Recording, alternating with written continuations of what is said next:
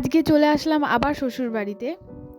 So hello everyone, কেমন আছো তোমরা সবাই? আশা করি অনেক ভালো আছো। তোমাদের ভালোবাসায় আমিও অনেক ভালো আছি। তো তোমাদের মধ্যে আবারও একটা নতুন ব্লগ নিয়ে চলে আসলাম। আর এই যে ঘুম থেকে উঠে মায়ের বাড়িতে বিছনাটা গুটিয়ে নিচ্ছি। আর মায়ের বাড়িতে বলার কারণ এই যে আজকে আমি বাড়ি চলে যাব শ্বশুর বাড়িতে, সেই কারণে। তো দুটো রাতই থাকলাম বাড়িতে, আর খুব মন খারাপ করছিল, সেই কারণে চলে এসেছিলাম বাড়িতে।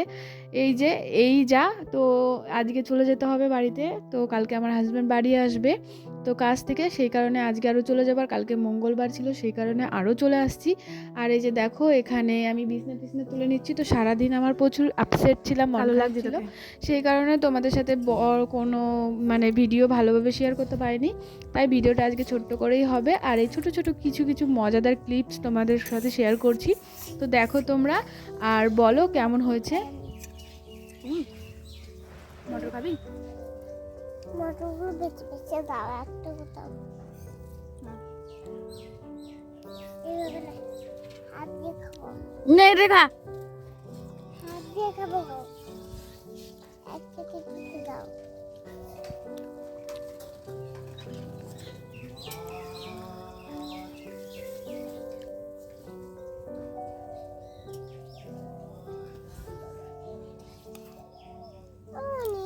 কিসের ওষুধ? তুই এখান থেকে হাত দিয়ে তুলে তুলে খা, ঠিক আছে? লঙ্কা খুলে দিলাম, আরে করে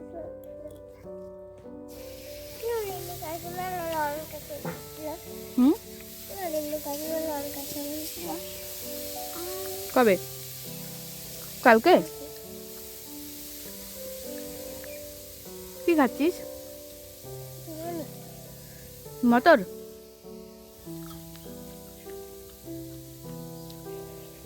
আমি লাইট জ্বলে তোমার বললি? যখন দিদিমণি চলে যাবে তখন চলে যাব। ফোনের দিকে তাকিয়ে বল, এইদিকে তাকিয়ে বল। কি? যখন দিদিমণি চলে যাবে তখন বাড়ি যাব। কেন? মারবে তাই। কে মারবে? ওরা দিদিমণি। কেন মারবে? কেন মারবে? স্কুলে যাসনি বলে? হ্যাঁ, তোর স্কুলে যেতে ভালো লাগে না? না, পড়তে যেতে ভালো লাগে না? কেন? পড়াশোনা না করলে তুই বড় হবি? না, তাহলে ভালো লাগে না কেন?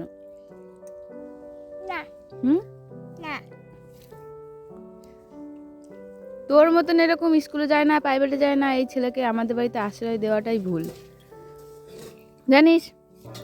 তোকে বাড়ি থেকে খরথার করে বের করে দেওয়া উচিত। তুমি স্কুলে যাবে না, তুমি পড়তে যাবে না? হ্যাঁ, ওর মা জানে মনির কাছে আছে, থাক একটা দিন কামাই যাক, জানিস না?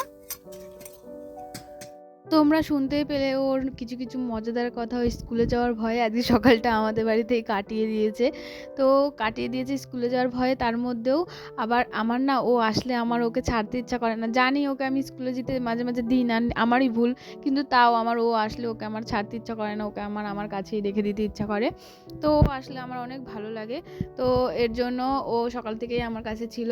অনেকবার এসেছে আজকে, অনেকবার। আমি যখন বাড়ি চলে আসছি তখন ওর সাথে দেখা হয়নি ঠিকই, কিন্তু আজকে সারাদিনেও অনেকবার এসেছে। আর লাস্ট বার যখন এসেছে না, আমার খুব খারাপ লেগেছে, আমার চোখ দিয়ে জল বেরিয়ে গেছে, কেন জানি না। আমার ওকে দেখে আজকে খুব ইমোশনাল হয়ে গেছিলাম, খুব খারাপ লাগছিল। যাই হোক, ওর প্রতি একটা আমার আলাদা মায়া, আলাদা টান কাজ করে, আমি নিজেও জানি না কেন, খুব ভালো। যাই হোক, তো এই যে এখানে আমরা তারপরে ঘুগনি টুগনি খাওয়ার পর বাবা আবার দই নিয়ে এসছে, তো দই খেয়ে নিয়েছিলাম। আর আমরা দেখেছো রাস্তার সাইডে বসে রয়েছি, আর এখানটায় প্রচুর সুন্দর রোদ আসে। যেরকম গরমকালে রোদ আসে, হাওয়া আসে, তেমন শীতকালে খুব সুন্দর রোদ আসে। আর ও বলছিল মনি আমি দই খাবো, তা আমি বলছি খা। তারপর এই যে ব্যাগ গোটাতে চলে এসেছি, বিকেলবেলা ব্যাগ ট্যাগ গুছিয়ে রেখে দিয়েছি। আর আমার মুখ দেখে তোমরা বুঝতেই পারছো কতটা আপসেট হয়ে রয়েছে, আমার প্রাণ ফেটে যাচ্ছে, বুক ফেটে যাচ্ছে, এত কষ্ট হচ্ছে বলে বোঝাতে পারবো না।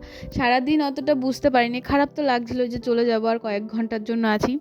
কিন্তু যখন আমার বাবা কাজে চলে যাচ্ছে আর আমাকে বলছে যে তুই তো চলে যাবি, তাহলে তোর সাথে তো আর দেখা হবে না, তখন আর নিজেকে সামলাতে পারিনি, কান্না করে দিয়ে ফেলেছিলাম।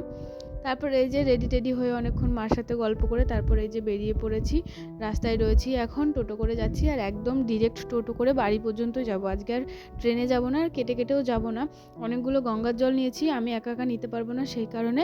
তারপর এই যে দেখো বাড়ি চলে এসেছি, বাড়ি এসে একটা হালকা করে স্মাইল।